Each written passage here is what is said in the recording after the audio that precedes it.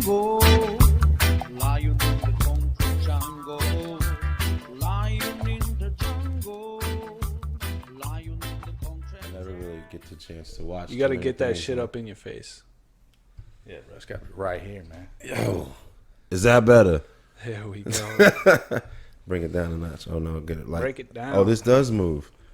See, I've been afraid. Yo, I got too much muscle. I've been afraid that everything is gonna just break. Ladies and gentlemen, welcome to episode 13. I believe it's 13. Woo. 1-3. The unlucky 13. Oh shit, yeah. yo, for real. Hey, Unluckiness it's all gonna be day, a good every one. I day, got a man. feeling. Yeah, me too. Of Stop the Ship, Mr. West, Mr. Bass, and here we have a special guest. This is Mr. Tyree Watkins, ladies and gentlemen. Yes. Peg's throwing in the applause right now, and it sounds damn good. I hear it. One time for the Hulk fans. What's up? There you go. Look like the fucking Hulk. Yeah, my man. It's good to see you, bro. Always a pleasure. So we've known Tyree for fucking ever. I've known Tyree the longest in the room, which feels real like good. 6 months longer. Yeah. That's a long time, bro. But yo, isn't it so crazy that we met at give or take 7 years old? Yeah. And Something like like we're that. sitting here doing a podcast right now at 29 years old. That's like, crazy. Feeling real old. Hey, isn't it's that real crazy. nuts, man? It No, is crazy. wild. It is wild. Yeah, people don't really get that a lot in life, man. You know what I mean? Like you maybe grow up with kids, and then we've moved around. I've moved to Florida. You've moved to Jersey. Have you been in Carolina this whole time? No, he was in I've Philly. been Came back. I feel real bad for you. You saw some shit out there, no Hey doubt. man, pop all day, man. It's rough. It's really rough. Those I've were been there, man. farts too. It's That hard, wasn't bro. even gunshots. Yeah, and then you know, Ducks. fate has somehow brought us all back together. Everybody. It's really man. cool, which man. is pretty fire. It was pretty dope. So, my man's got the shirt on, Crisp Catering. Crisp Catering. You see that? Whenever I pulled up in the driveway, you know, of this fire studio we're in right now, saw it right there on the back of the. Is it a Jeep? What you driving? It's a Mitsubishi Endeavor. Yeah. I ain't never seen this car before until I got it. To tell you the truth. It's like that. It's like that. You no. walked up and like surprised me, and then put the money on the wood, and they brought. I had no choice at drove the down. time. I went in. I said, I need a car, man. Yeah. You know what I'm saying? I got 500. What can you do? Yeah. He said, I got you right here. You know what I'm saying? Can you get 6? I said, I got 500. What can you do? Like, look, they ain't got no AC. in That's the way to do it. It ain't got no aux cord. You know, I ain't never been in a car that ain't got no aux cord, no Bluetooth. Man, it was Dude, rough. my dad always told me, he's like, if you got cash and you go into a dealership and you tell them you got cash, Yeah. they're not gonna let you walk out. Right. So it's like you could always get them down to wherever that is because they're not just gonna leave money on the table. They're gonna get that money. And if they're not, if like you're not liking what they're saying, like, all right, I'm out. Yeah, you Yeah. you It kind of gives you hold that it. leverage. Funny story though. When I got my, I had a Nissan Altima Coupe. It was red, and I did not want a red car. Yeah. But I had a. I got a Honda story about Accord. a Nissan Altima after this, but keep going. I had a Honda Accord, right? And I'm driving the car. If you turn to the left, it's Oh shit. real loud and everything. So like, I go down to my mom's Nissan Altima. Yeah. I'm talking to the guys, and I'm like, yo, hypothetically speaking, if I had a friend that had a Honda Accord and wanted to get rid of it, but it was like doing this, it didn't sound good, blah blah blah. He said, "What would you give him?"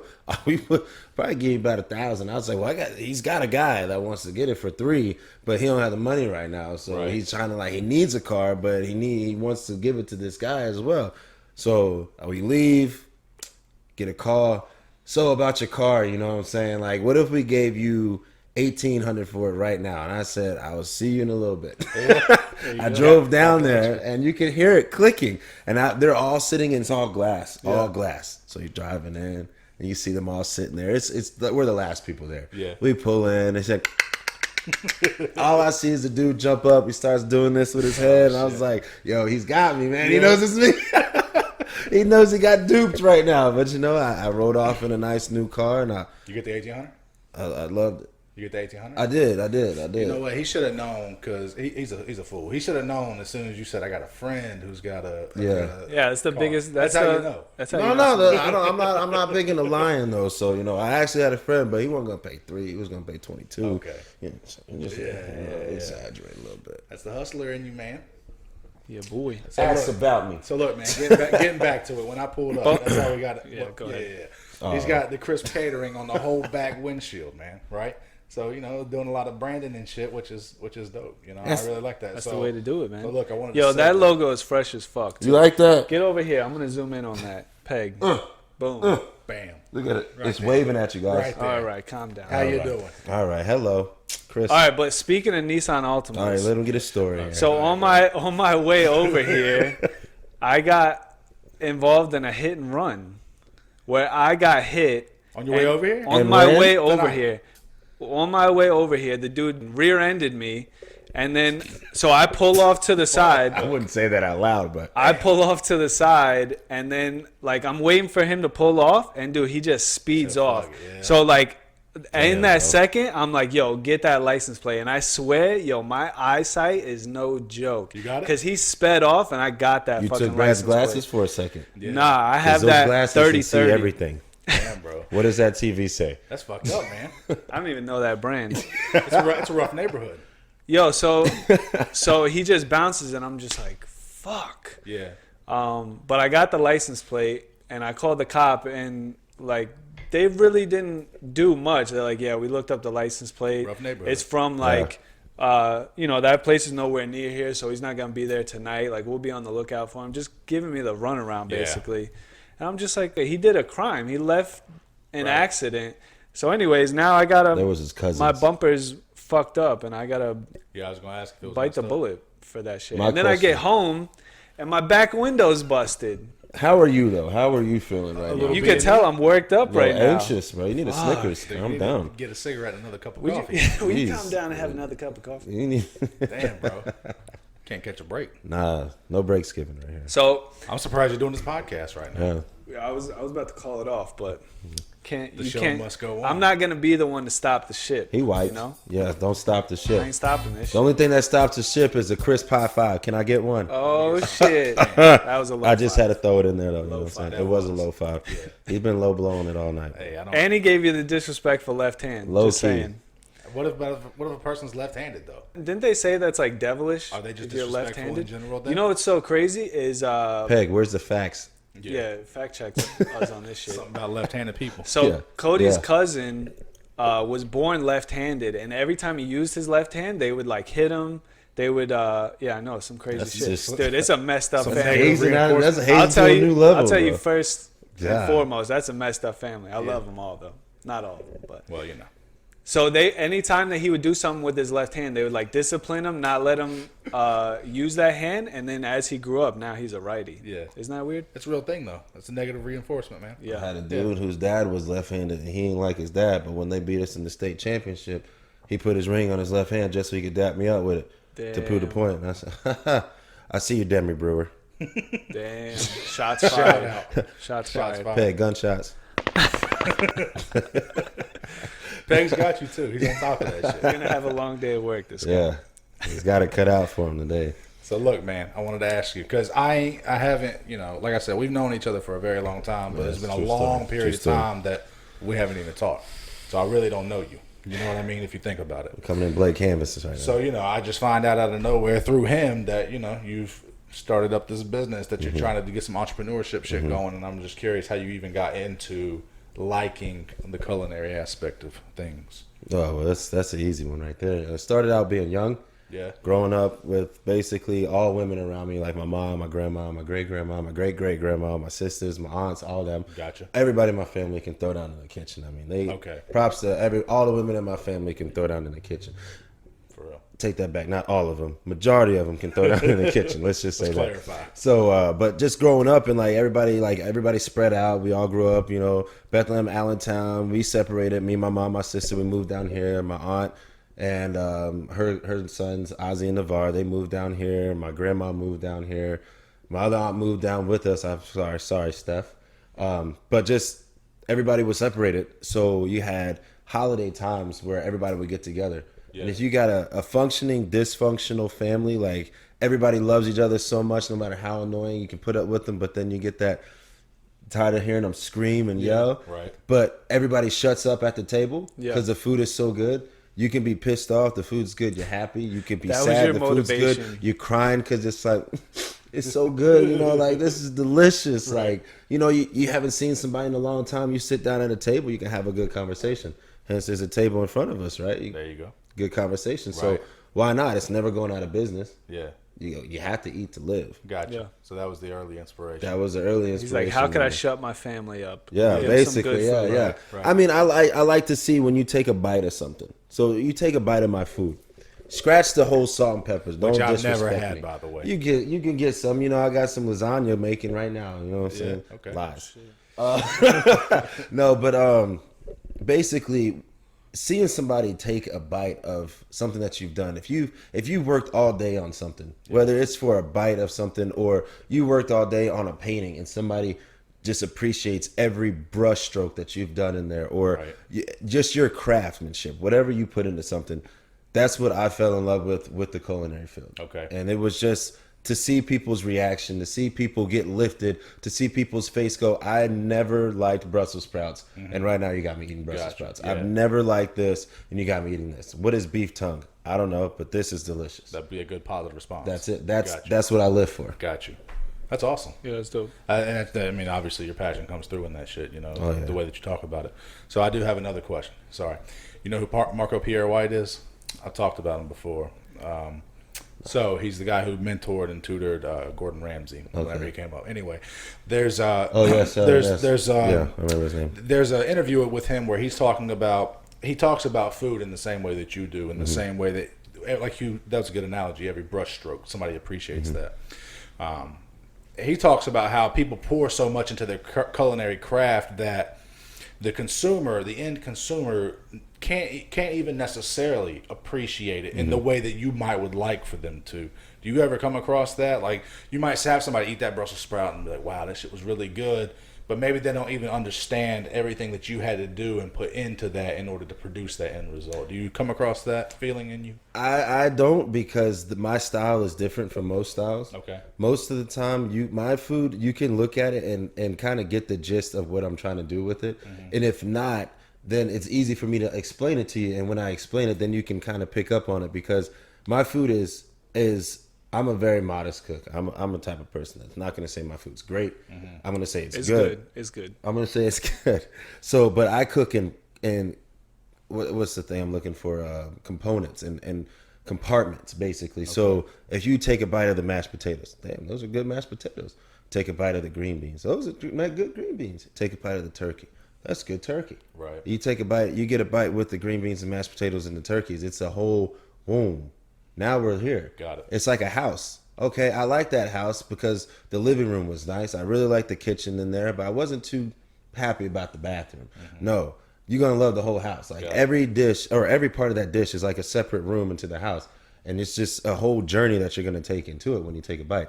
And like I said, my style is not, I'm not trying to reach and set you off to a whole nother level of something. I like to let the food talk for itself. Yeah. So I'm a salt, pepper, some herbs, barely any spices type of guy. Minimalist. That's it. If I'm getting chicken, I want you to taste how fresh that chicken is, how minimal that it's been injected with So the anything. focus is on the product. It's on the product. Yeah. I'm not about, hey, let's mask it with sauces. Let's mask it with this. I don't care to have all these fancy That takes names balls. and everything like That that. takes balls. I want you to enjoy something. I want to.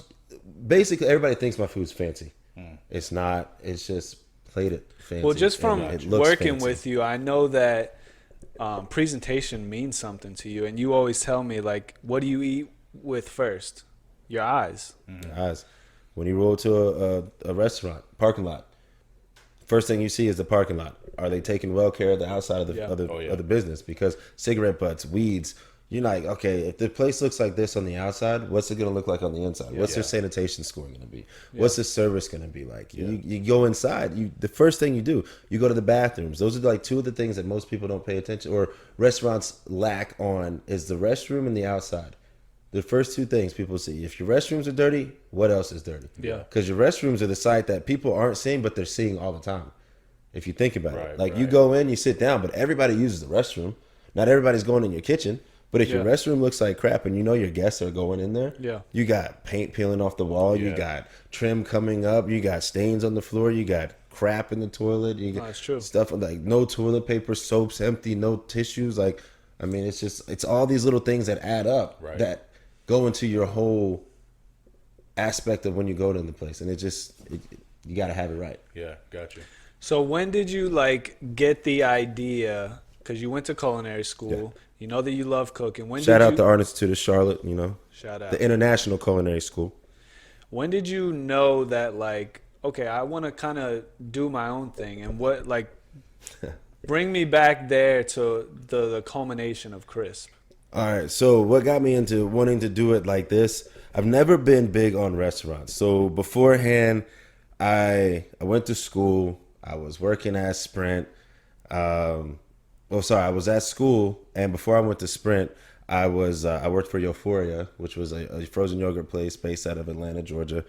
They were doing everything in store, making everything, like blending the yogurt up, cutting the fruit up, and everything. It was taking Charlotte by storm. And then they had the biggest competition, I believe, was Minchie's at the time. Mm-hmm. And then I left that. Actually ended up leaving school for a little bit to do that because I was 18, got the job as a manager in training. Then I got the store at South Park Mall. We opened at South Park Mall, which is a very nice mall in Charlotte. Then we opened up another location off of Selwyn Avenue, and I ended up later on getting that store. So I was running 2 stores at 18, and I dropped the South Park store, which was the #1 store at the time. Went to Myers Park, which was number 7, brought that to #1, and then they built Athens.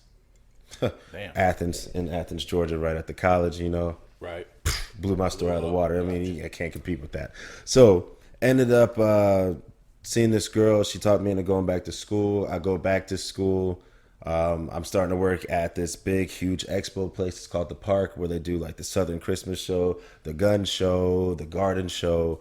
And it's when I say huge, it's like you can get over 1,000 people in each separate building that's in there, if not more, and have venues and everything set up at the same time. So we're feeding thousands of people. Yeah, there's 3 kitchens in that place. So we're feeding thousands of people at a time. And now it's not necessarily like crazy good food, but like you got breakfast, scrambled eggs, bacon, sausage, hash browns, all different types of things. You got lunch, chicken sandwiches, burgers, hot dogs, barbecue, different things like that. But it's like if you go to like a Coliseum or something, the type of food that you would get there. So there, I was like, this is cool, you know, mass production, getting it out, you know, it's fun. I'm finally like, this is my first actual like kitchen job. But being behind it, I didn't like that. I didn't like being in the back, not seeing if the people actually enjoyed the food, because that's what I live for. Like, are you really liking it? The server could come back and say they really liked your food. Before they got there, they scraped everything in the trash. You never saw it. Yeah, right. So after that, I left there, started working at Sprint. Left Sprint after about 3 years. Finished school because like I started to go back and I never really fully did it. I left, went back, got my degree, and Graduated at what age? graduated at 21. Okay. Graduated at 21. Yeah, it was 2021. So it was. I'm just kidding. 2011. Showing your age, man. I know, right? Goodness gracious. I feel old, man.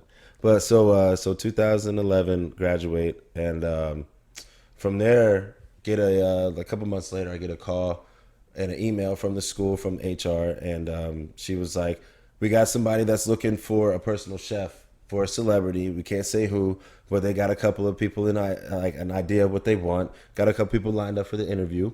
That's awesome. So would you be interested? I'm just like, sure, why not? You know, I never done a personal chef thing. Yeah. I had a chef tell me that I was too talented for a cruise ship.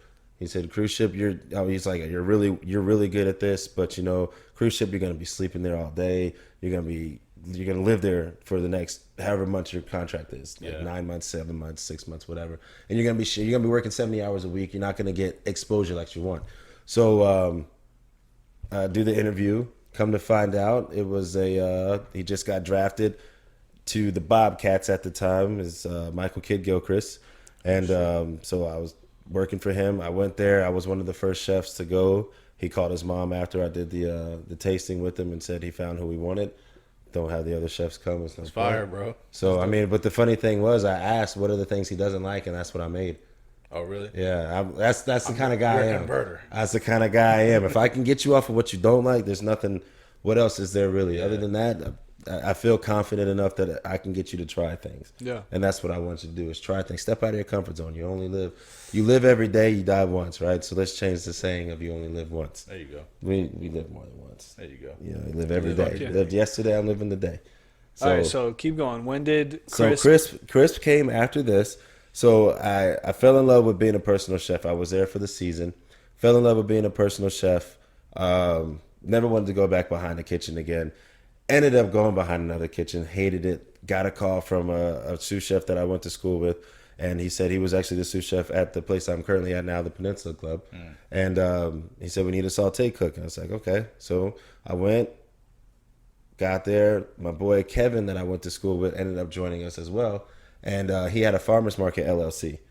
And we were like, yo, let's just do a little catering thing on the side, man. Let's do something like personal chef thing. I'm doing this now. I'm making great money doing that. It's fun, working less, your time, your food, your people, whatever you want to do. Right. You're a personable person. You're a good looking guy. I'm personable. I feel like I'm good looking sometimes. Ladies, leave it in the comments. I mean, you see him waving.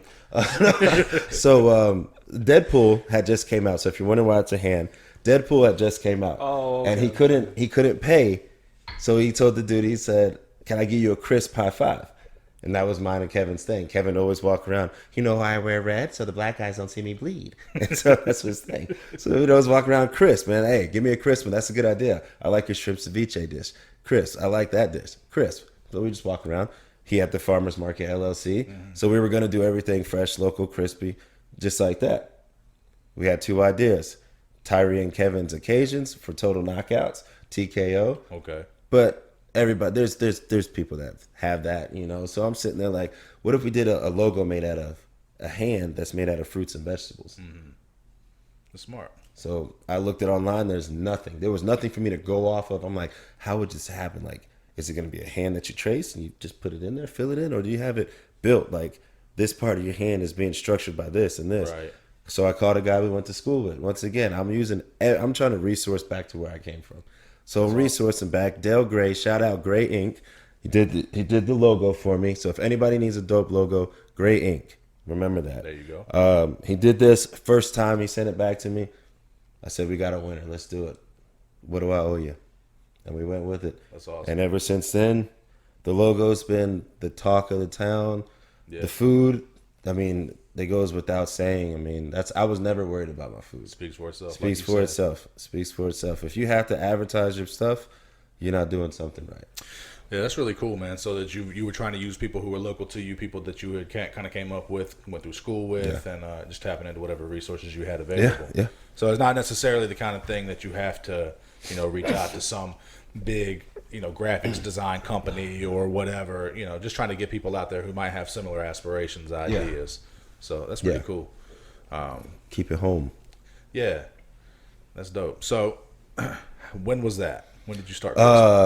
June 7th, 2018. 2018. Okay. 2018. So you just had the 1 year anniversary pass? Just had the 1 year anniversary pass. I got a little too drunk by myself in my where I went to high school in Denver. Yeah. And it was funny because I was there by myself and I just got done doing a catering. So I was like, "Woo, it's an anniversary. I'm gonna get a drink." And is there such high thing school as too reunion, drunk? basically. It was like everybody I went to high school with, Really? all in there. I'm just like, dude, I turn around. This table's got people. You're already drunk at the time? No, I had I had 2 drinks, and I was like, yeah. Everybody's like, how you been? So I started my company. Oh, it's a year anniversary. Man, I'm so happy for you. This and like, I remember growing like. We would go to your house and you'd just be cooking something. Like you'd be in the pantry, you'd be grabbing the most random things. Like you were motivated by the TV show Chopped. Right. Like you would just grab random things and just make something, and it would always be amazing. Like lettuce and cake mix. I don't ever remember doing that, but somebody said I did something like that, and I was like, they said I didn't know how it was gonna come out, but somehow you did lettuce, cake mix, and some other ingredients, and it worked. And I was like, there's no way. I don't recall, but hey, I'll take it. But the thing that's dope is you took that talent instead of just resting on your morals of like, well, I'm just a good cook. Maybe something will happen for me one day. Maybe somebody will, I'll catch somebody's eye. But you were like, no, I got to put something into action, make something of my own. And that's what's so dope. Yeah, you're proactive about it. Yeah, I gotta give shouts to Dion on that too, though. My boy Dion Henry, he's got his own training in his own gym in Denver, and it's called Rise Up Sports Performance. And we always joked and everything. He said, I'm going to get a food truck. And he said he's going to get a gym. And I said, okay, well, when you get a gym, I'll get my food truck. So 2 years into him having his gym, I still have no food truck, and everything. Still had no catering. So now I believe he's 3 years or three to 4 years into having a gym. And I'm a year and some change into having a catering company now. Well, it's so important to Yeah. and surrounding yourself with people that are like-minded and want to go after something. Yeah. Instead of just hanging out with the people that want to do the same shit every single day and like you are who you're. What's the saying? Like You're like You are who your five company. people. Yeah. Company And that's what's keep. been so cool coming down here and like Brad said, you know, we've all parted ways in some way. So, you know, working together, we've gotten to know each other better, and we all summer we've been having these like really in-depth conversations about everything, not only just like business and our aspirations of what we want to do and where we see ourselves, but like you know, even just the stuff that we always talk about on Stop the Ship, like the mind and, you know, the stuff that we go through and the stuff that we struggle with. And it's just cool to have progressive conversations like that. That's something I like about for sure. our friendship. Yeah, it's real beneficial, man. Is it kind of like a magnetic thing? Like maybe it was fate in a way that we all got drawn back together because we are like-minded in that sense, you know?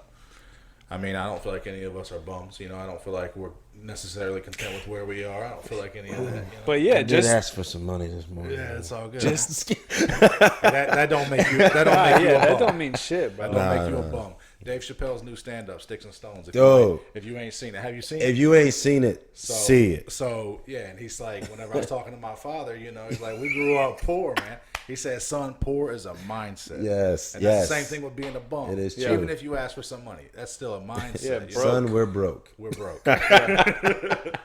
Yes, that was a good stand-up. I really appreciated that. He's really getting a lot of shit for that, you know? He Everyone put a he lot comes of out shit with, out. He is so great. He's straightforward with it. He said he wasn't gonna say it. He turned around and said it. Mm-hmm. You know, it's Chappelle. I mean, what are you gonna do? He's the GOAT. Yeah, Chappelle, man. I grew up watching Chappelle, man. You know, so this is premium leopard. They say, you know. Oh yeah, that's Been doing it so long. You know what's crazy is that's the skit that he walked out on. Yeah. The one that you're talking Yeah. about, that was Yeah. season 3 of the Chappelle show. That's the one that he Yeah. walked out on. Yeah. Went to Africa. I don't think I ever realized that it was only 3 seasons. Yeah, it was actually only 2 seasons. The third season, they have 4 episodes. The rest is Donnell Rawlings and Charlie Murphy. That shit was so cultural. It just speaks to how great it was that it was only 2 seasons and it left that big of an impression. Yeah. Huge. The way that he would have like musical guests on at the end, and it was always what was hot at the moment. It wasn't like Things that were relevant at the time. exactly. Yeah. He's a beast, man. And now look at him. You know, everything worked out. Like I guess he believed in himself. He said, "Fuck this. This doesn't feel right." And he left. And now he's come back in a major way. He's got all these specials he's doing with Netflix. It's just about staying consistent. Like I'm sure he's had so many setbacks in his career. Yeah.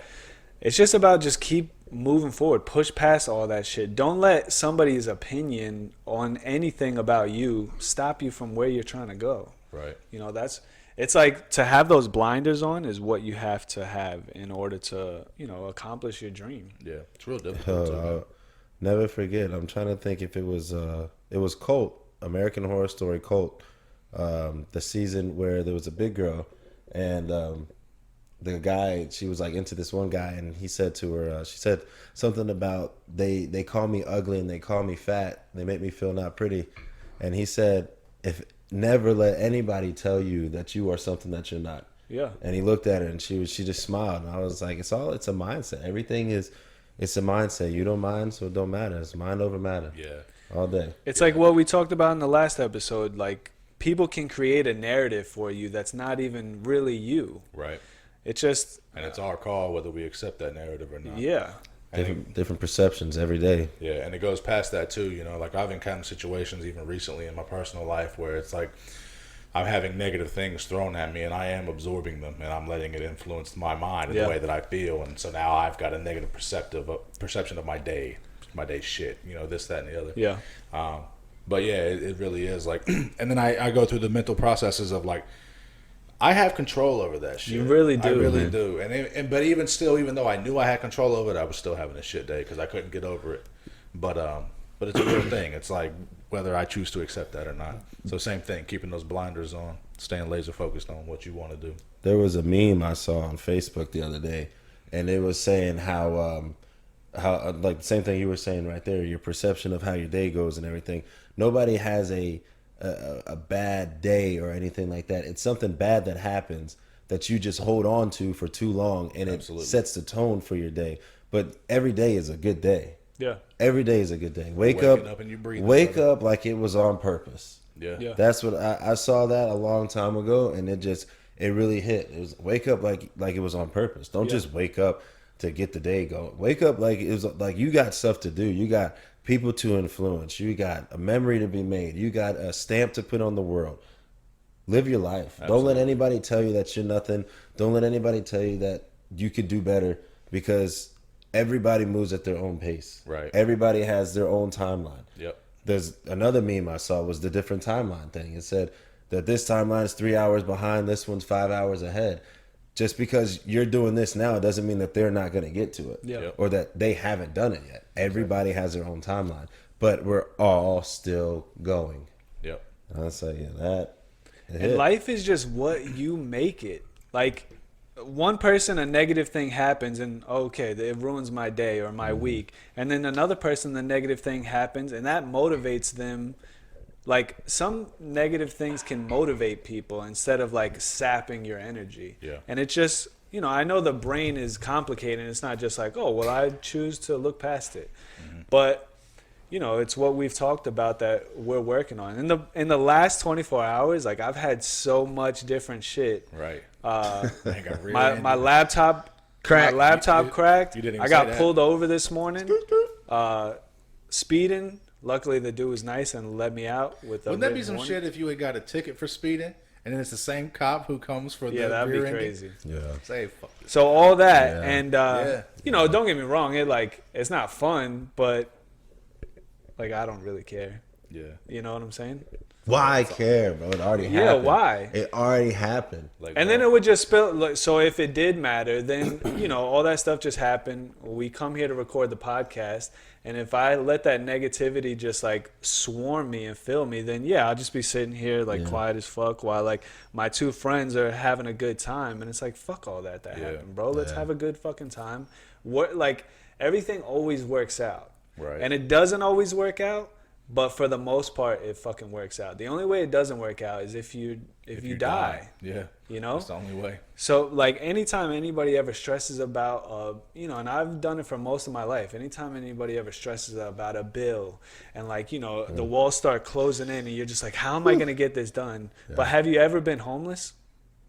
Maybe you have. Not but, me as an adult, but as a young one, yes. Just in general, but you're not anymore. Right. You know, It always works out kind of thing. You know, you paid that bill. Maybe you didn't pay it and you still got to pay it. But, you know, you're never, the only loss is if you die from that. Right. You know, you just gotta keep pushing forward. Don't let that shit bother you. As long as you ain't dead, you still got a chance. I just paid back in debt from 4 years ago. Yeah. I Venmo'd it to him and said, sorry it took years. He called me right after and said, you are a man of your word. He's like, where's the interest, motherfucker? Right? He said, you're a man of your word. I said, hey, man, I just want to apologize for being so long. But, you know, had a couple of upsets and I had to prioritize the right things. And not saying that you're not one of them, but, hey, there's other things that are more important right now. Right. Got to take care of. Got mouths to feed. Yeah, that's awesome. I got a kid that I loaned him a couple $100 like last year. And like, I don't care about it, right? It's not even anything. The guy's watching. Really that's like, but he talking about it. What's his name? Call him out. I really couldn't care if he paid me back. He's or in not. the comments, like, yo, motherfucker. Trolling. But nah, he's like continually keeps coming back to me. He's like, listen, I ain't forgot about that money. I'm gonna pay you back. That's and good. I was like, you were in a hard time. Like, I really don't care if I get it back, but you know, I did that for a reason, just to help you out and shit. Yeah, that's cool. Yeah, that's what makes everything like worth it too. If you get to a point where you're able to help somebody out that was in your same position, because you know the feeling. Exactly right. Yeah. Exactly. Respect the hand that you know has nothing to give but offers everything. Fuck Respect that. My man's loaded up. What'd you go to the Facebook meme page before you came here? Right before the camera's on, I'm he's just an scrolling. old soul, man. That's it. I've been through a lot. I'm what I call a social sponge. Okay. So basically, or as what they say now, an empath, or what is it? What do they call it? Empath or something? Or empath? It's something about like you're so empathetic to everybody or something like that. I think I'm something like that too. So like that's what I basically, once I saw that, I even posted it on Facebook, and I was like, maybe I should get a dog, because at the end of the day, the dog took all of it from the dude. So like basically, like I've always, if you have something, you know, I'll take it in. You know, I'm gonna try my best to help you, and I'm gonna try my best to help you. I can have my own things, but since I know you guys got something going on, I'm not gonna share mine with you, because you know you got something going on. Yeah, right. And even at the end of the day, when your stuff gets fixed and finished, I still won't share mine with you, because it's not to me. I feel like if I can help everybody else, I should be able to help myself. Yeah. But I've learned over the years, everybody needs help. Everybody needs somebody. You need help too, bro. Yeah, you know what I'm saying? Hey, don't do that for too long, Tyree. It took me the longest. Like I sat there, I broke down. I was at my house, and I was just like, why can't somebody just say, hey, I want to help you? I won't take it. Just say it. That's all I need. Yeah. Just say, hey, you want me to do this for you? Right. No, I'm good. I got it. But that's why you give so much. Yeah. Because all you want is for one person to do that back. That's it. I just want people to pay it forward. But that's why you're so giving. Yeah. And like that's the things that we go through. It's like you know, we project onto others the shit that we go through. Mm-hmm. And it's a great quality that you help so many people out. But like he said, you need to help yourself out too. And I'm sure you do. I'm just speaking in general. Yeah. But it took me a long time. It took me a long time to learn that, because you can't help anybody out if you got nothing. Yeah. You know? If you don't fill back up that reservoir, you can't pour into nobody else. Yeah. Yo, we're just dropping gems over here. I know what this the floor. most I'm gonna get a bucket to get all these gems off this floor. Making bracelets all night. Hey, low key, that night whenever you were over here and we were watching that fight and you brought over the scratch off, I knew you left it. Yeah, I know. As you were walking out the door, he was eyeing it, the side of his eye. Was, the whole time. As you're walking out, I'm like sliding it in my pocket. I see him little over there. $10 scratch off. First thing he says to me, "Why are you sweating?" Why are you sweating? Yeah, man, made me feel real big. Sweating. I only do that because I know what it's like. Yeah, you know what I'm saying? I'm sweating right now. You came in talking about, so what's the air on in here? You know? I know. It felt good for me. That's the first thing you went to. Yeah, like, what's the air on in here, man? That's every time, bro. I was looking out for you. That's what it was. Yeah, he didn't want me to sweat. Man. Yeah, in that fresh, crisp shirt. Glistening on the camera. Yeah, right there. It's right there. It's right there. Crisp. That's what you should do. You should start your own little podcast, your little cooking show or whatever. Yeah. Wear that, and every time you're like, hey, go subscribe. The next Flex time, that left pec. And then just zoom in on peg this. The next time I'm here, we all gonna have a dish.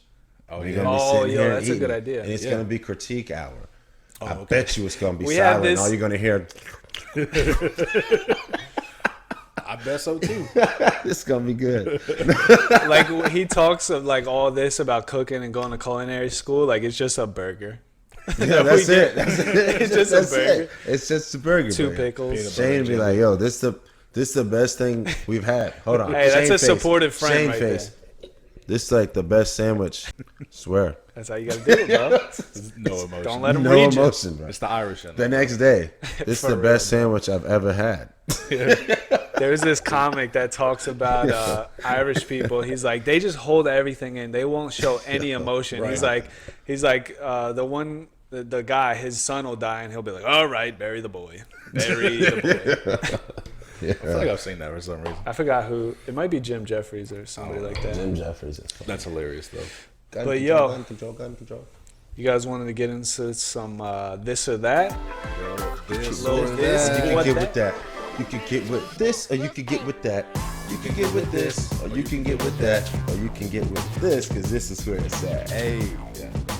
I don't got one. I just wanted to bring up the section. I just want to participate. That's funny. All right, man. In the spirit of this culinary episode and everything. McDonald's or Wendy's? Culinary. Because I had to hit him with the, talking about I burgers. already know what you're gonna pick because we've had this conversation. Oh, y'all have? Wendy's. Wendy's? Wendy's. Man. He's all about that fresh, never frozen. You know? Yeah. Oh, is that what it is? Yeah. Okay. Peep the logo. One more time, Peg. Yeah. Hold on, but do you believe that it's never frozen? I don't honestly believe it. because so You know, I don't want to put too much info out there, but everybody that's like into the restaurant, and it's pretty big now. Like you got food trucks everywhere, so everybody knows. Okay, fresh baked. Oh, that doesn't mean that they made the dough there. Right. It means Yeah. that they baked the bread there. Yeah. House made or made in house doesn't mean that it was all the way 100% made in house. It means they could have got the bag and the other bag, put it together, heated it up, mixed it, blended it, and put it as made in house. Got it. They took two different things and put it together. Doesn't have to be fully from scratch. You're cutting tomatoes, cutting onions, carrots, celery, put that in there. Oh, I got tomato sauce. No, you can get this. I mean, like, if I want to expose some places, I'm not going to do that. You're going to have Wendy's coming at you hard on Twitter. You keep on. Hey, but I'm going to tell you right now, Wendy's, me personally, I like you guys, but I don't eat fast food. So You don't at all?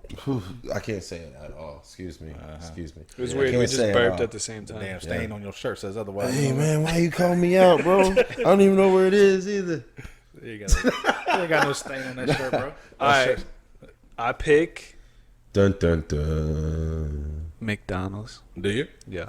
Damn. I like that Big Mac sauce, bro. I'll get that Man, double quarter Just pounder. get a bottle of $1,000 in the fridge, bro. I'll you get go. that quarter pounder, add Big Mac sauce. Fuck the yeah. Big Mac. Just put give me put the that sauce. sauce. Anybody who's had my Big Al's burger up at Big Al's in Oh. Mooresville, you let me know who's got the better Big Mac sauce. This guy's just a promoting machine over here. First of all, Everything. you're calling it Big Mac sauce. No, You that's already okay. lost. Sorry, I don't call it Big Mac sauce. I call it Big Al sauce. Which you got to pay me for that. Hey, What about you? out of those, oh man, it depends on what I'm getting. Honestly, that's, All right, that's but what it pick. is, man. Yeah. You get that Baconator. Yeah, you know what? Crushes I had a everything Baconator on today. McDonald's.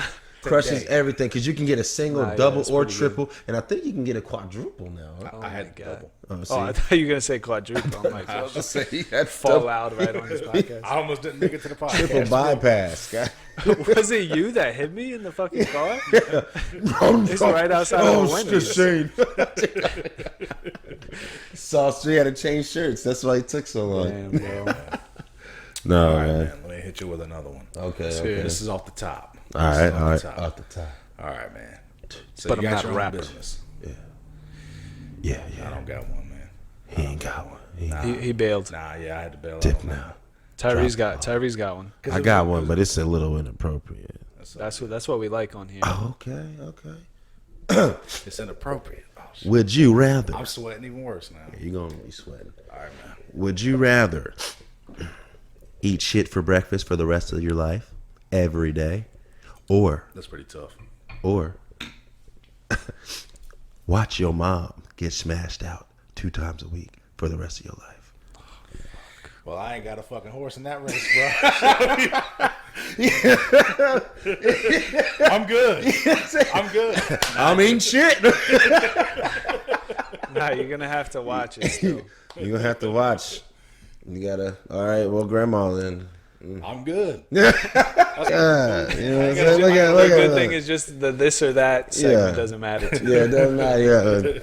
Dude, I could eating shit every day would be horrible. Hey, you get used to it. But 2 times a week to watch your mom to get watch your smashed mom down. for the rest of your life, For the that rest of means your when life. I'm 50, like that's the 1,000th time I've seen her. Can you kill your mama? Dog, can you think I'm about gonna it? do the math, and if I was right on Do that, the math. Do the math. There's 52 weeks in a year. I don't You got to feel see like it 2 it. times a week. I've had a rough That's day. 104 days out of the year. 365 that you got to watch your mom. That's a quarter. Oh, no, sorry, not a quarter. I take that back. That's a third. it's of the year, 104 basically. times a year you got to watch your mom. That's have almost sex. a third A third of what? of the year that you got to watch your mom get banged out You know, like that from last, start to finish. That last like 3 Yeah, weeks. I'll pick the shit. That last 3 weeks, you're like, Mom, wrap this shit. Come on. Yo, you be like, yo, you keep doing this. You keep doing this. Switch it up, Mom. Yo, come on, this is lame, missionary dude. again. What would Yo, you do? I'd eat the shit. Yeah, I gotta eat. I'm this sorry. shit. I mean, shit. Give it to would. me on a golden spoon. I would. Yeah. Like, come on, mom. Shit. Hurry up, eat this shit. I couldn't eat no shit. You said every day. Yeah, every day for breakfast, just for But breakfast. dude, after a year, you get used to it. You put a little chili powder on that. bro. Like, speaking from Sriracha. experience. Sriracha, Yeah, bro. bro, You some put that sriracha. shit, shitty omelet. Yeah, He's a cook, bro. He could make that shit taste like caviar. Well, okay, see, but that's unfair. You got advantages. I know. Hey. He didn't say how you I had didn't to say eat it. it. Yeah, I just gotta eat it. I'd be like mixing it up in ramen. And shit. Yeah, you can mix it up in ramen. You know get a what I'm hot saying? dog It's still bun. gonna be gritty. All right, it's Ah, man, I'd be You ever watching. ate shit? I'd be watching Mama. oh. You know what I'm saying? You never ate shit? I can't So you say tell I me you have. never wiped your ass and got shit on your finger. Yeah, but You wash your hands every time you go to the bathroom? when I take a I shit, hope so. when I take a shit, I hope so. We're cooks, bro. I hope you so. Don't? That's why I say. I hope so. So now you're trying to set them up. Yeah, hey, you heard it here first. Hey, that's all Right? Like he talking about punching babies. That's quality. Yeah, right. Sometimes you gotta lay out a baby, bro. Oh man, baby. nah, that's too much, bro. Nah, man, the baby gonna make You've been it. hanging out with this fucking guy too long. The baby gonna make it, These man. crazy scenarios. Hey, man, Corey Holcomb said he had a side job, and his side job was selling baby clothes outside abortion clinics. Like, sure says, "Say, mama, we can make it." Damn, he probably made a killing. But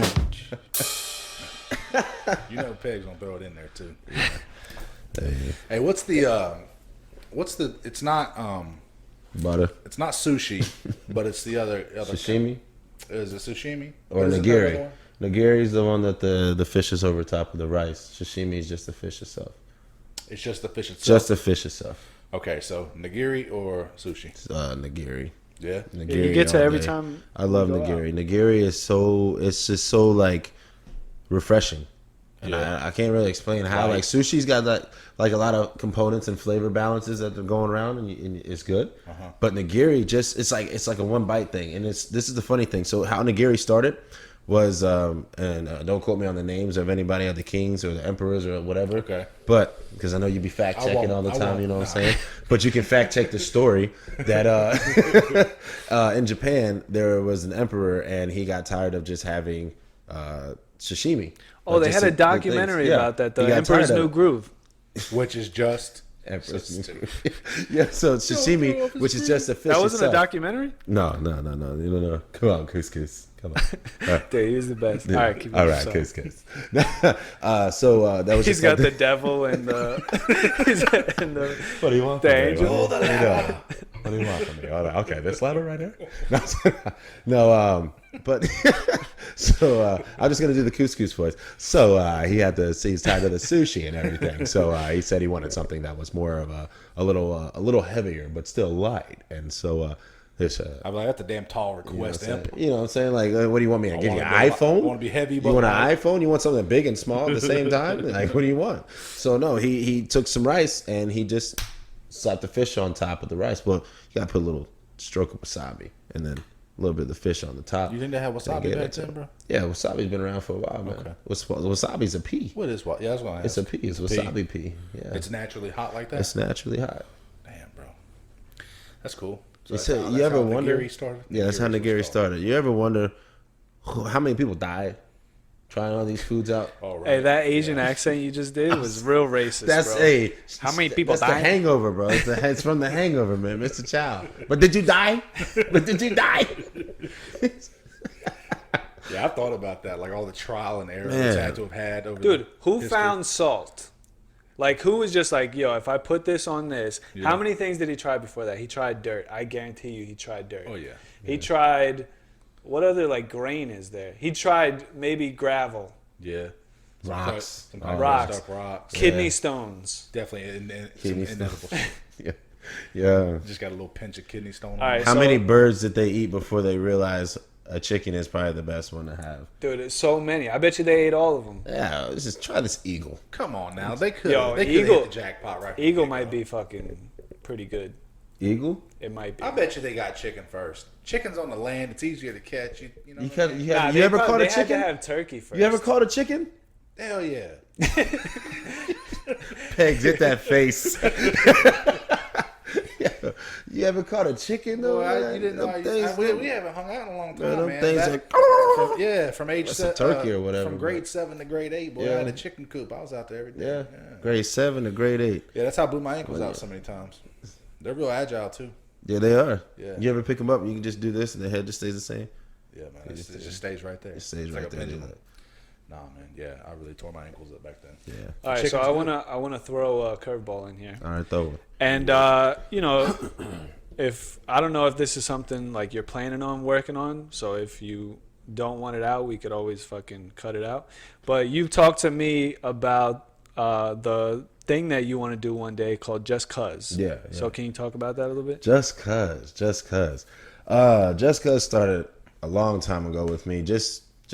I, like you said, I'm the type of person that I care a lot, and I want to see people doing the right things. Yeah. Seeing people do good things. Like, people tell me all the time, hey, you know, you're a really good person. I'm like, no, I'm not. This is just what everybody should do. Well, thanks for doing that. That's what everybody should do. I don't think twice about it. I'm not trying to do it. I don't want it for the clout. I don't want it for the fame. So you're saying if you hold the door open for somebody and they just completely ignore you, that don't piss you off?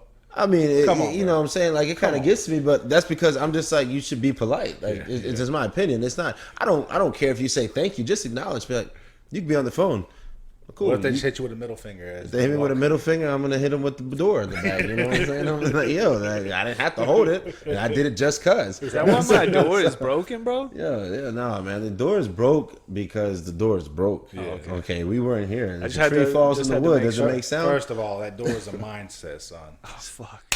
All right, sorry. All right, so no. So just cuz, basically, I wanted to do that a long time ago. And just, hey, you see, Publix started doing the thing when Publix, they walk you out to your car. You got a bunch of groceries. They do that just because it's a nice thing to do.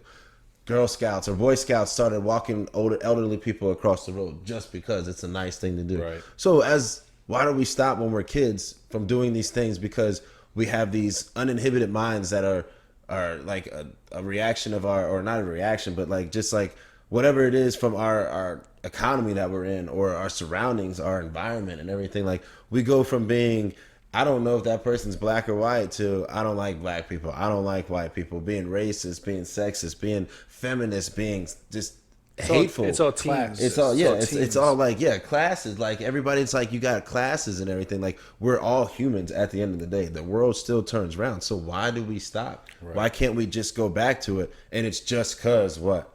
Because we need to stop the ship, right? Mm-hmm. Can I get an amen? Amen, bro. All right. So just cause basically is doing things just cause. Right. There's a person, doesn't have to be elderly, doesn't have to be a pregnant person, doesn't have to be a female, could be anybody. They got a cart full of stuff. Help them load it up. They might be, the world we live in now, you might be timid for somebody to do that because you really don't know what people's motives are and everything. But if we can get back to where the doors don't have to be locked all the time. Yeah. You could leave things outside and not worry about it getting stolen. The worst thing that happens on the block is your cat going up a tree and you can't get it down, or little Johnny hitting your window with a baseball on accident. Yeah. You know, like, when I know we're not going to get back to that, but can we find decency? It's a ripple effect, you know? The whole thing in there. The next point. Yeah. I wanted you to talk about, because we've talked about it a bunch. Yeah. But you're just cause you were talking about, like, eventually doing something like as a like a charity and set up like just helping out, donations to this person, this huge thing, Habitat for Humanity, or Habitat, like building houses just cause, not because this person's been through everything, they got 7 kids and they lost this because of this, whatever, just cause. We have so many people, so many veterans that are homeless on the street, so many people that have just had a bad life upbringing and never knew how to do better for themselves. But that's really cool, like, you know, the whole concept of just cause. And when you roll that out one day, like, you already do it in your own personal life of just doing small things just cause, but when you do what you said and have like charity events and shit like that, that'll be so cool, man. Charity events hosted by, you know, Crisp Catering, you know, dabbling in both sides of the work. The other day I actually did some stuff with it. I forgot where I was at, but I bought something and then the people behind me had stuff and I bought their stuff. And you paid it forward. Yeah, I paid it forward, and they were just like, "You didn't have to do that. Our stuff costs more than yours." I said, "All you have to do is pay it forward. Just pay it forward." I've done that twice since I've been down. You don't even have to buy somebody else's stuff. Just pay it forward. Just do 3 acts of kindness.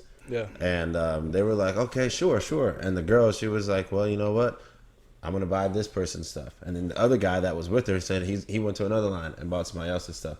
And after that, I don't know if it kept going. Right. But, you know, I was just like, just pay it forward. Just be nice. Just be nice. Just you know what I'm 'cause. saying? You teach Sunday school and everything like that, and it's your birthday. Just pay it forward. That's all I want you to do. Just cuz. And I even said just cuz. They're like, just cuz. And I was like, yeah, just care, unite, share. Just do something, you know? Just bring it together. Just do it just because. Just cuz. Yeah. And that's not him just blowing smoke. Like, you know, he's helped me out a lot just since. cuz. Yeah, Sushi just all the cuz. time. Just cuz. I love sushi. But, you know, and that positivity, that's infectious, you know? And Fuck like you were yeah, saying, man. it's got like the ripple effects. Yeah. You know, it does. Splash. Yeah, and that's kind of what I wanted to talk about. You know, we talk about on this podcast, you know, me and Brad, we both grew up in like messed up households. I don't know too much about your situation, but we grew up together and it wasn't the best community. So I'm sure yours Had a was crazy grandma, man. Yeah. But so we talk, She's you know, amazing. you brought it up to me about the ripple effects that trauma has on people. Yeah. So if you could just go down that rabbit hole, me and Brad could add to it. Ripple effect. So as in ripple effect, you take that starting point of whatever it could be. So like let's say for instance somebody really close to you passing away. So you got a friend of yours or a family member that just passes away and that puts you in a real rut.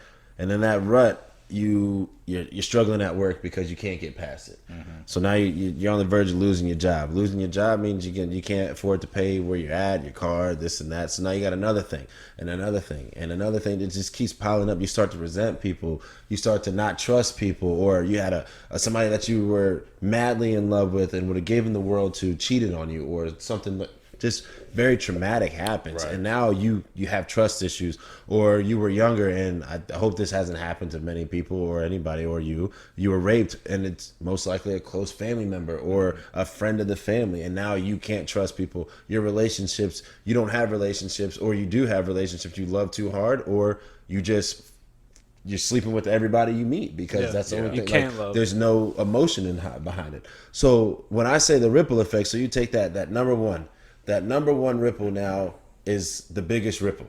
And everybody's always saying start small and work your way down. Start small and work your way down. But if you look at it, so if you have the ripple effect and everything like that, you start with the biggest ripple, the one that made it all happen. Put it in just come to terms with it. Somebody died, you know what? They're in a better place. Somebody raped you, you know what? That's on them. I don't have to live with that being my curse. That ripple's gone. And if you think about it, if you throw a ripple into the water, which one is the first one that disappears? The furthest one out. Yeah, the first one. So if you take care of that one, the other ones will slowly diminish just as well. So you take out that person that cheated on you. Now you work on your trust issues. Now you work on this relationship. Now you work on this. And now you're coming back to you. Because in the middle of that whole ripple, it's all you. Yeah. And if you just work your way back down, it's hard. Yeah. It's a good analogy to hard. attack it. You know, people go about those things and try to fix them in all different ways. But the way you're talking about with that ripple effect, by fixing the outside, the biggest ripple, which was the start of it when you dropped it in to the pond, that's what started it with your parents dying or whatever it is. And then it starts to like expand and it gets into every part of the whole thing, when it had sometimes it has nothing to do with the inner ripples, but it starts to jump into everything and ruin everything in your life when you know that thing could be so far removed from you. But if you don't fix it and if you don't get rid of that ripple, like it'll affect everything in your life. Like everything. like child molestation, for instance. Like how you had mentioned that, you know, the kind of things that could happen to somebody when they're like 3 or 4 years old that they can remember and they can perpetuate all through their whole life. You could be 40 years old and still remember that shit. I saw this thing where a guy, he was like standing before some kind of council talking to them and talking to a bunch of representatives, and one of the representatives was somebody who bullied this person as a kid. And he had never lost that, never forgotten about that because it was such a traumatic event. Like, I don't remember what the guy had done to him, but and then, you know, talking about those kinds of things, it's important to remember also that, you know, we're not making light of the fact that, you know, somebody got raped. Like I can't imagine. It would be very difficult to do that kind of thing, and sometimes these kind of things are only able to be remedied through therapy. It's not necessarily professional help. You feel like you have to tackle alone. There are resources out there for reach out, man. Reach out. Don't let it bottle up and fester inside of you. That's not a good thing to do. You want to reach out. I mean, it's traumatic. I've had traumatic things. Nothing like that, but I've had traumatic things. So I can't compare my apples to your oranges or your apples to my oranges or anything like that, because I've never been in that situation. But if you have been in that situation, reach out to somebody, man. There's plenty of people out there that have been through it. I've just in the last year, I've ran into at least 5 or 6 people, and I would have never thought that. Never thought that. And it's I'm the like, hardest thing to do. It's a think lot you're more alone. common than you really think it is. And You it's always sad. think you're alone. It's You very always sad. internalize everything. And if you keep that in forever, it'll doom you. Self-destruction. Yeah. For Ticking real. time bombs, and you gotta get it out. Like, I know, like, I've had a couple of traumatic situations. Like, I don't break down. So like when I was saying about my aunt and everything like that, I was like strong for my family and everything, and I never broke down in front of anybody for the longest time. Like I couldn't do it. I never broke down about my grandma. Like when she's in the hospital, like the people that are closest to me, I tend to not show as much to, because I don't know what it's like to. I don't want to know what it's like to lose somebody that close. And so one of the first people that I ended up losing that close to me was my boy Rashad. And he's like my brother and everything. I was at work. I was making a dressing, and I got a phone. I got like 12 missed calls from my boy Dion, and I'm just like, "Yo, what's up?" And I finally call him back, and he's like, "Yo, you won't believe this. We lost somebody." And I was like, "Who?" He's like, "We lost a brother." And I was like, "Okay, who you talking about?" And he was like, "You won't believe this one." So I'm thinking in the back of my head, he's talking about his brother Twan, and I'm just like, "Twan? Nah, it ain't gonna be Twan." And he throws out Rashad.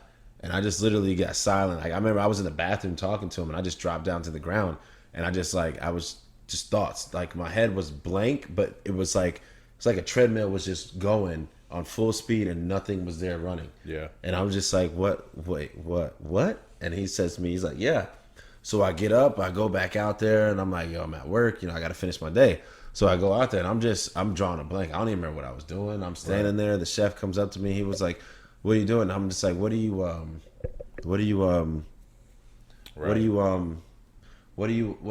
he's just like, "What's wrong with you?" And I'm just like, and then he saw my eyes, and it just like dropped, and he was like, "I don't know what happened." And I was like, my boy, he was like, I don't know, I can't console you in this because I don't know what it's like. And he was like, "But all I can tell you is just go be with the family and this and that." And I got there, and the preacher, she looks at me and she says, "It's not your fault." And I said, "What?" She's like, "It's not your fault. Just because you didn't respond to his call and you didn't respond to his text, that's not your fault." And I'm sitting there, it hit me because the last text I got from him, so that's like my brother right there. Last text I get from him was, "Where's my baby, or where's my child support money, baby daddy?" Because he's like, he was all ready for my daughter to be born and everything, to meet her, and he's like, "Where's my child support money, baby daddy?" And I never responded. Like, we were supposed to go out for his birthday and everything, and then lo and behold, he gets hit by one car on Sunset, hit by another, or ran over by the next car, and dead unseen. And I was just like that right there, that broke me down, and I just started to it was like one of the things that brought me back to, don't open up to people because you don't want to feel that again. And that's your body and your brain just trying to protect from ever feeling that same hurt ever again. Have you ever dealt with depression? Oh yeah, all the time. So what's something that you do to you talk about reaching out to people. Do you? I do every now and then, not as much as I probably should.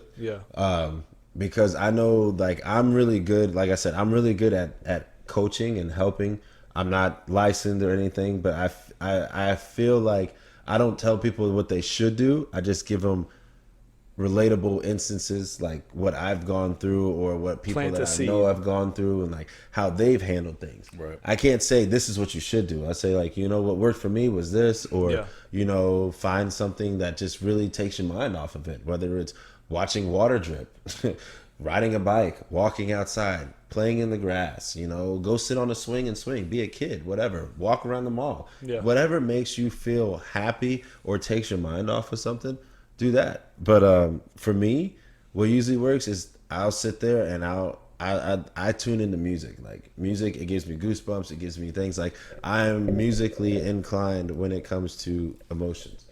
Like one of my exes, she said, anytime I got mad, I would turn on R&B, and it would most likely be the Boyz II Men station on Pandora, and I'd just start cleaning the house. Yeah. And she's like, I can tell when you're mad. Because you put on Luther Vandross or this person, and you start cleaning up. Right. It's just like, I know you're mad. I know when you're trying to get your point across because you'll play EDM or you'll play something. I'm like, what? Did somebody? I never noticed that. Did somebody in your family or like your parents or something? Did they do that too? When they were going through something, did they play music or? My mom, she anytime she felt upset or sad, because like me and my sister, we have two different dads, and like my dad lived in Philly and we moved down here, like I said earlier. My sister's dad lives in Atlanta and we are up here, and so my mom would always play, the song was called Thanks for My Child, but I cannot think of who it was by, to save my life. And she would always play that song when she got like really sad about being a single parent. Yeah. And like you said, like we grew up, most of our, like in the neighborhood, and, you know, most of the kids were like single parent moms and stuff like that. So it's like, I mean, my mom was one of them, and it was just, that was what she did. She would play music. Yeah. And my dad would always play like older songs, like R&B or hip hop and stuff. So that's how I grew up, and I've always been. But does it benefit you? It does. It actually, it gets me to think about things more versus reacting. Yeah. So instead of just reacting, because one of the biggest things I've learned in my life. So like a really big thing that happened to me was walking in on the person who I was with, or thought I was with at the time, and everything like that, walking in on them. Yeah. And I lost it. And I did things I shouldn't have done. And you know what I'm saying? I'm not proud of it, but you know, it happened and I can't change it. Yeah. And what I learned from that was the situation is what the situation is and not what we want it to be. Yeah. It's life right there. And so once you learn that, you realize you can't go back and fix it. You can't go back and change what happened. The only thing that you're in control of is your reaction to the action. Yeah. So if you react in the right way, or if you can kind of control or manipulate your actions that you want to just impulse off of, and you can make it to where it makes more sense, and the outcome is going to be a more positive outcome than it would have been if you were just irrational about it. That's where like the music hits me, and I'll earmuffs in, whatever. I'm feeling that song. I'm relating to the lyrics a little bit, even if I'm not relating to the lyrics. Like I can feel that person's, and it calms me back down. Yeah. And once I get calmed down, I get more level-headed, and my mind, like I said, is like a treadmill, just continuously goes. Yeah. And so like I'm sitting there thinking, you know, is it really worth it to put my energy into this situation, or should I just sit back and, you know, enjoy the fact that this burden has been taken off of me now? Right. That's good that you got a therapeutic outlet, though. It's important to find that. Yeah. You know. Yeah, there has to be some form of release, because when there's not, you know, everybody struggles with mental health, like in their own way. Some a lot more than others, and some like, you know, not nearly as much. Right. But as long as there's something that brings you to that outlet, like for you, it's music. Yeah. You know, and like you said, to everybody to reach out. Yeah. Like, you know, there's so many different ways you could go about it, and I think it's just good to talk about, because it's something that we've all been through. Yeah. You know. We all struggle with shit. I had a time where I wanted to do some stupid stuff to myself, and I don't know how so many people found out. I have no idea how. I mean, my inbox on Facebook was flooded with messages and everything, and I had a girl that said the fact that I knew her name when I was in high school and went to Paris, and for over the summer, just a summer trip for a week. And this girl, she said the fact that I knew her first and last name on the trip helped her through a time where she wanted to end her life. Yeah. And she was like, the fact that a jock that was as popular as you and everybody knew who you were, knew my first and last name, you know what I'm saying? So that knew my name and like called me by my name, like it just like helped me. She was like, you don't know the impact that you have on people. And so it never dawned on me. Like I'm just reading these messages like, an ex of mine is just like, look, I'm here for you. I know we ended on bad terms, this and that, but you're too good of a person to do this to yourself. Nothing in this world is worth doing that to yourself. Nothing. So was that your point where things started to change when it wasn't in your head anymore that you were thinking all these bad thoughts, you were depressed? Once people knew that that's what you were thinking about, did that make you feel better? It kind of like, honestly, to tell you the truth, I was so far gone. Yeah. I was so far gone that I was reading them and it didn't faze me. Yeah. Like when I say it was flooded, it was probably like 100 messages, no lie, probably 100 messages from people, just like paragraphs to sentences to little short stories or whatever of stuff. And I'm just reading all of them. I'm like smirking and laughing. Yeah. Like I honestly felt like Satan had a grip on me, and he was like, I got him finally. I finally got him. And the only thing that honestly broke me, and this is, I mean, it's sad because there was like people tearing up talking to me and everything, and I'm just like, it's okay. I made a commitment to this person. After this day, it's over. My boy Raven, he called, and I never answered because I knew he was gonna be like some type of effect. So I never answered, and he calls, and I was like, what's up? And he was like, I've been like trying to call you, and I was like, oh yeah, click, hung up. so I'm at my mom's house, and all I hear is like a knock on the door. My mom, she's like, I heard somebody told me this. You need to come to the house and just talk to me. And I'm over there. My mom, she's like bawling her eyes out. She's walking around. I'm just like, it's okay, yo. Tapping on the back. It's all good. It'll be over soon. You don't have to worry about it anymore. Raven's there, and the only person that brought a tear to my eye that entire day was Raven, because he said, as soon as I open the door, I'm smiling and I'm like, what's up? And he just breaks down, like drops to the ground, and I'm grabbing it. I'm like, what? He was like, I was so worried that like you did something to yourself. I was so scared because you just hung up on me. I'm about to like tear right now because like it was that powerful to me. Yeah. And he said, you were there for me when I needed you the most. Yeah. Let me be there for you. Yeah. And I just like right now, like that's what did it. Like like I felt it, but I never let it show. Mm-hmm. And I was just like, I felt it, and I was like, okay, you got 10 minutes. Yeah. Right. But that was always it brought me back. And then that night afterwards, like I stayed at my mom's house. I went back to my house where the problem was at the time, and I was just like, okay, the bottle that I have all this stuff mixed up in is underneath the bed. It's taped up underneath the thing. Just take it out. So she takes the drawer out, goes underneath the bed, and fills until she finds the bottle. Like I hid it to where nobody was who's gonna look underneath your bed? Like pull your drawer out, crawl underneath your bed and find it. So she finds it and she pours it out. I kid you not. It was the scariest time of my life because for the next 4 days, all I kept hearing was coward, coward, punk, pussy, you're a coward, come back.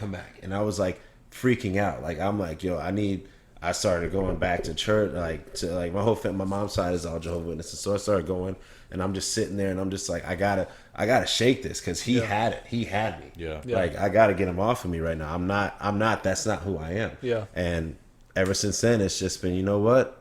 Try to stay as positive. Try to stay positive as I can. And I just think it's so important, like, you know, to go full circle with this whole thing about how we're starting off, you know, talking about how you're a very driven dude, like, you know, you're an entrepreneur, you're such a positive dude to be around, like you're a good friend, but you know, you have those same struggles, and you've been at like some of the lowest points. Like it's just so important for somebody to hear, because they'll look at you and be like, oh well, he's got it all figured out. He doesn't know what I'm going through. Definitely, but he does. And I know, and he knows too.